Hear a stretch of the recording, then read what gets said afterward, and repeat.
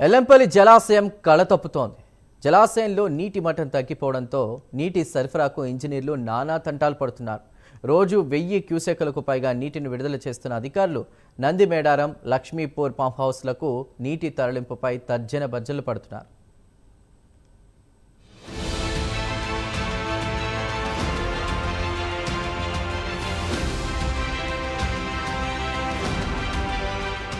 కరీంనగర్ తలాపున ఉన్న ఎల్ఎండిలో నీటి నిల్వలు నానాటికి తగ్గిపోతున్నాయి. దీంతో త్రాగునీరు అందించడం అధికారులకు కష్టమవుతోంది.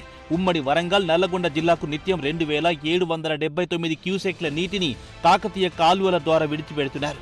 ఈ నెలాఖరులోగా మరో 2 తడులకు నీరివ్వాల్సి ఉంటుందని అంచనా వేస్తున్నారు.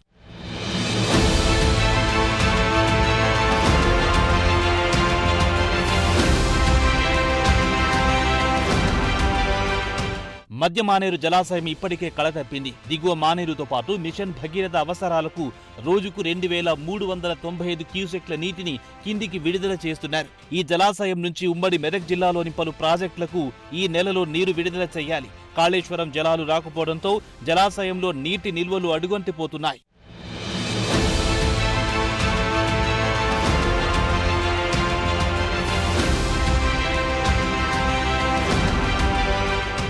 ఉమ్మడి కరీంనగర్ జిల్లాలో 12 లక్షల ఎకరాల్లో వ్యవసాయం సాగవుతోంది. పంట పొలాలకు అవసరమైన నీటిలో 25% నీరు 3 జలాశయాల నుంచి అందుతోంది. అయితే మరో 2 తడులకు ఇవ్వడానికి ఇంజనీరింగ్ అధికారులు నానా తంటాలు పడుతున్నారు. ఇప్పుడున్న నీటి నిల్వలను విడుదల చేస్తే జలాశయాలు మరింత అడుగంటిపోయే అవకాశం ఉంది.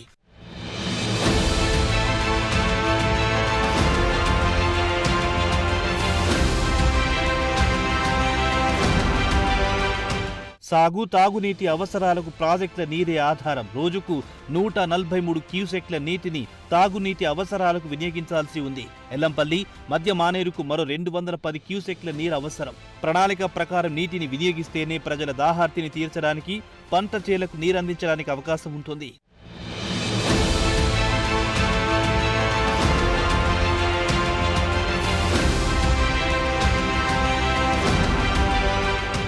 వర్షాలు సమృద్ధిగా కురిస్తే తప్ప జలాశయాలు నీరు చేరే అవకాశం లేదు. పంటలకి పూర్తి స్థాయిలో నీటిని విడుదల చేస్తే తాగునీటి సమస్యలు ఏర్పడతాయని అధికారులు అంచనా వేస్తున్నారు. కరీంనగర్ పట్టణానికి ఎల్ఎండి నీరే ఆధారం. ప్రస్తుతం 5.8 టీఎంసీల నీరుండగా అందులో నుంచి 2 టీఎంసీల నీటిని మాత్రమే వాడుకోవడానికి వీలుంటుంది.